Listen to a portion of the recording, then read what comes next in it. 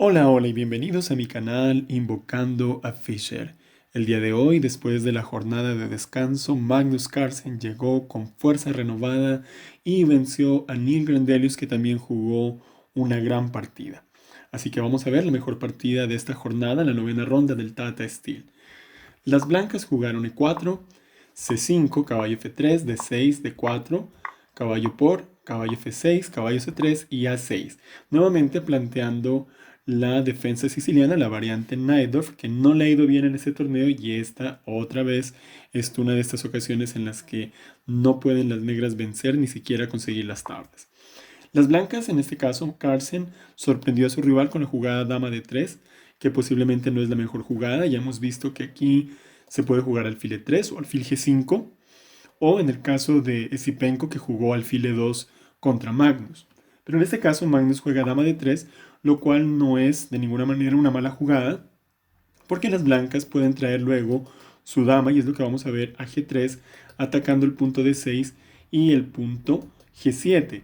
Además que si las negras juegan la típica e5, el caballo puede ir a f3 con el apoyo de la dama al peón de f5.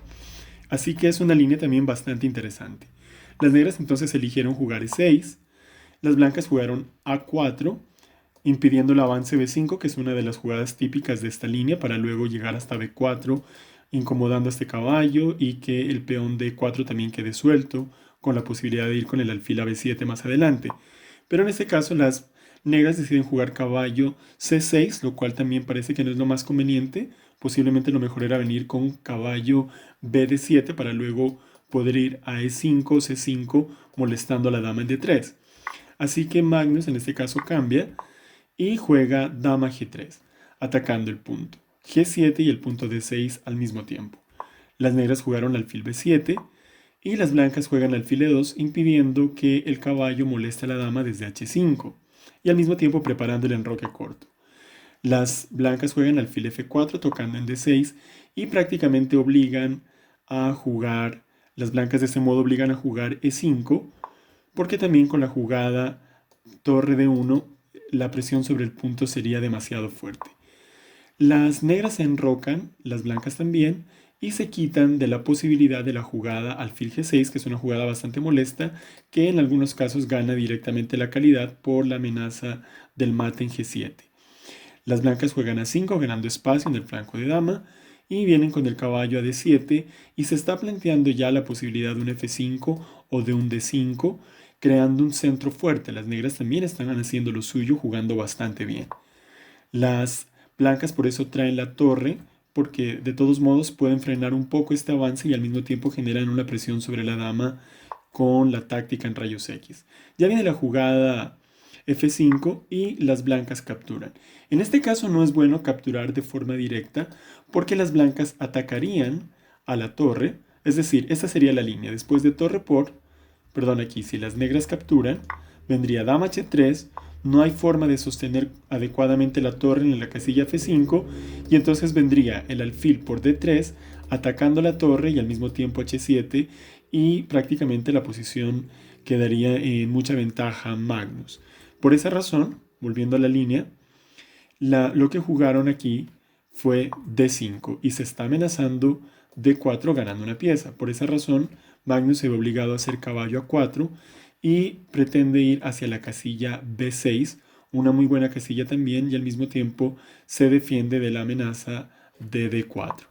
Las negras justamente avanzan, alfil de 2, c5, y aunque ahora este alfil ha quedado un poco pasivo, porque los peones se están fijando en casillas negras, se abre la gran diagonal del alfil de casillas blancas, entonces esta pieza se vuelve extremadamente activa.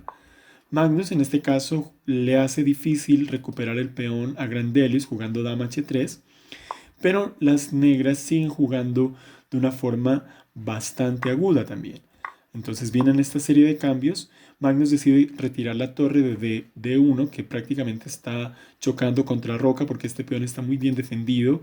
No hay una amenaza latente importante allí. Y viene esta jugada con la cual se simplifica material. Y viene, esta también es una asombrosa jugada de Magnus porque su caballo prácticamente no estaba muy bien ubicado aquí y en cambio este caballo sí estaba cumpliendo una labor, bueno, no defensiva necesariamente, pero podía venir a casillas mejores y al amenazar la torre y el caballo al tiempo prácticamente obligan a este cambio. Juega H6 para abrirle un espacio al rey, porque se tiene la octava un poco débil.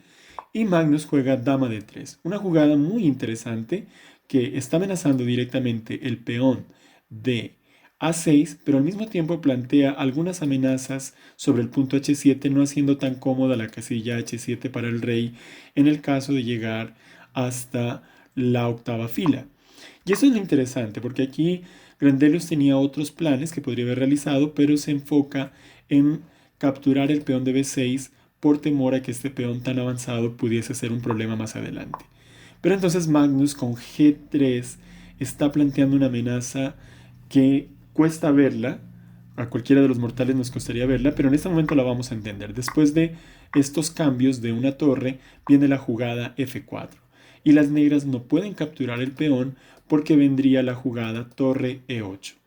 En este momento, Grandelius entonces juega dama de 8, pero había un recurso extremadamente interesante y salvador que era la jugada C4, atacando la dama.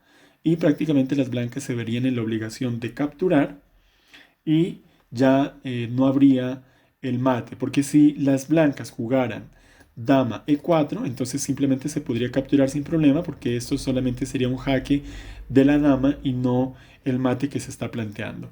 Pero Grandelius en este caso juega dama de 8, viene la captura, viene esta captura también y Magnus también captura. Aquí viene una serie de maniobras muy interesantes, muy refinado el juego de Magnus, que permite gradualmente pasar a un final completamente ganador. En este caso, las negras están tratando de coordinar la dama y la torre por la octava fila, pero recordemos que también las blancas tienen lo suyo con el control sobre el punto H7 y la entrada de la torre por C8. Entonces, por esa razón, impidiendo que puedan tener algún tipo de jaque en este momento, Magnus juega rey F2.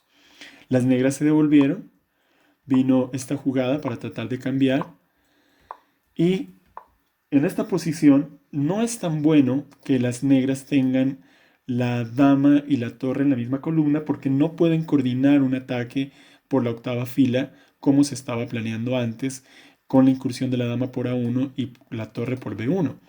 Por esa razón entonces ya las blancas prácticamente tienen la partida ganada.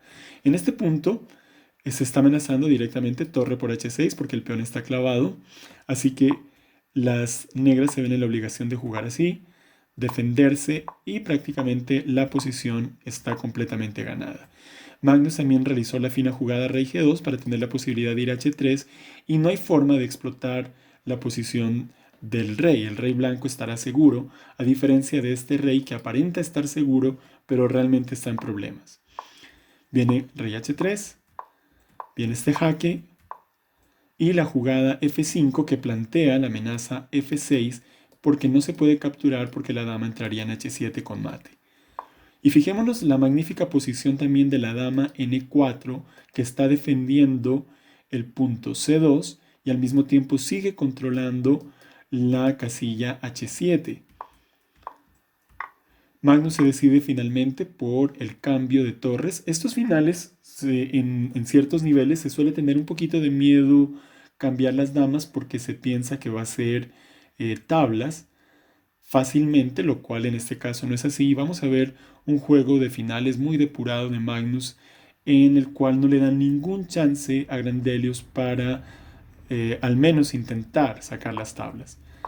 Viene esta jugada que amenazaba F6 y por fin Magnus se decide a jugar G6 y viene la jugada F6. Una jugada muy interesante porque sigue defendiendo C2 y está amenazando directamente el mate y también debilita la estructura de peones que será la clave final para el remate de esta partida. Viene este jaque y fijémonos cómo el rey en H4 quedó perfectamente ubicado. Vienen estos cambios y bueno, Grandelius el último lance tratando de dar mate por H2.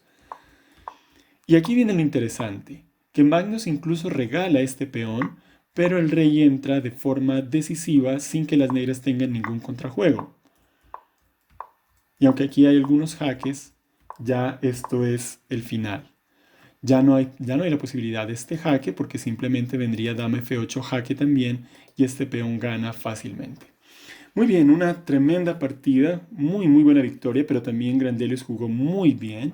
Fue una partida bastante correcta y me da gusto realmente que haya sucedido esto de este modo porque Magnus es para mí uno de mis jugadores favoritos, sobre todo de los jugadores de este tiempo. Sé que hay muchos más, pero sigo confiando en que Magnus nos seguirá deleitando con muchísimo ajedrez de la más alta calidad durante mucho más tiempo y hasta tiene la posibilidad de ganarse este torneo. Ya está solo a un punto del que va de primero, que es Firouzja. Entonces ya veremos el día de mañana qué es lo que sucede. Mañana se enfrentan Magnus con Caruana, lo cual será una partida bastante interesante. Sabemos que Caruana fue el último retador de Magnus al campeonato del mundo y es también el número 2 en este momento y está jugando también a un altísimo nivel. Así que veremos qué pasa el día de mañana. Así que gracias y chao, chao.